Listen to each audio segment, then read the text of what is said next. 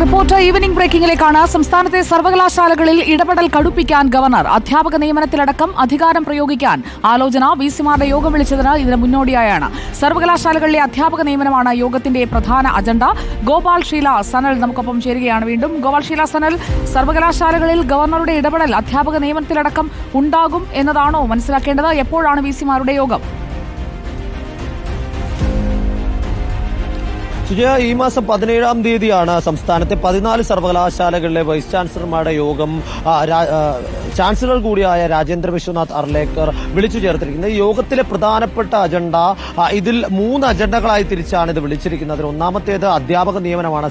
സർവകലാശാലയ്ക്ക് കീഴിലുള്ള കോളേജുകളിലെ അധ്യാപക നിയമനം, പരീക്ഷാ നടത്തിപ്പ്, ഗുണനിലവാരം, അതിനോടൊപ്പം തന്നെ ഇതുവരെയുള്ള പ്രവർത്തനങ്ങളുടെ ഒരു ക്രോഡീകരിച്ച രൂപം എന്നിവ റിപ്പോർട്ട് ചെയ്യുക എന്നതായിരുന്നു ഈ യോഗത്തിന്റെ പ്രധാനപ്പെട്ട അജണ്ട. ഇതിൽ ഗവർണർ മുന്നോട്ട് വയ്ക്കുന്ന ആശയം സർവകലാശാലയിലെ അധികാരം കൂടുതൽ ശക്തമാക്കുക എന്നതാണ്. കാരണം ഈ കഴിഞ്ഞ ദിവസങ്ങളിലെല്ലാം തന്നെ വലിയ തർക്കം ഈ സർവകലാശാല നിയമ ഭേദഗതി ബില്ലുകളുമായും അതുമായി ബന്ധപ്പെട്ട അധികാര പ്രയോഗവുമായി ബന്ധപ്പെട്ടും സർക്കാരും ഗവർണറും തമ്മിൽ ഉണ്ടായിരുന്നു. അതിന്റെ തുടർച്ചയായെന്നോണം ഈ വരും ദിവസങ്ങൾ, അതായത് അധ്യാപക നിയമനത്തിൽ ആദ്യമായാണ് ഗവർണർ ഇത് ഇടപെടുന്നത്. അത് സിൻഡിക്കേറ്റിന്റെയും സർക്കാരിന്റെയും കീഴിലായിരുന്നു സർവകലാശാല കീഴിലുള്ള അധ്യാപകരുടെ കരാർ നിയമനങ്ങളെല്ലാം തന്നെ നടന്നു വന്നിരുന്നത്. എന്നാൽ അതിന് ഇനി എങ്ങനെയാണ് ആ നിയമനം നടത്തേണ്ടത്, ഇപ്പോൾ നിലവിലുള്ള നിയമനങ്ങളിൽ എത്രണ്ണം നിയമപരമാണ്, എത്രണ്ണം ചട്ടവിരുദ്ധമാണ് എന്നടക്കമുള്ള കാര്യങ്ങൾ ഗവർണർ ഇതുമായി ബന്ധപ്പെട്ട് ചോദിച്ചറിയുമെന്നതാണ് മനസ്സിലാക്കാൻ സാധിക്കുന്നത്. ഉന്നത വിദ്യാഭ്യാസ മന്ത്രിക്ക് കൂടുതൽ അധികാരം നൽകുന്ന ബില്ലുകളാണ് സർവകലാശാല നിയമ ഭേദഗതി ബില്ല്. ആ ബില്ല് അംഗീകരിക്കാതെ അത് പെൻഡിംഗിൽ വെച്ചുകൊണ്ടാണ് ഇപ്പോൾ ഗവർണറുടെ ഈ നീക്കം എന്നുള്ളത്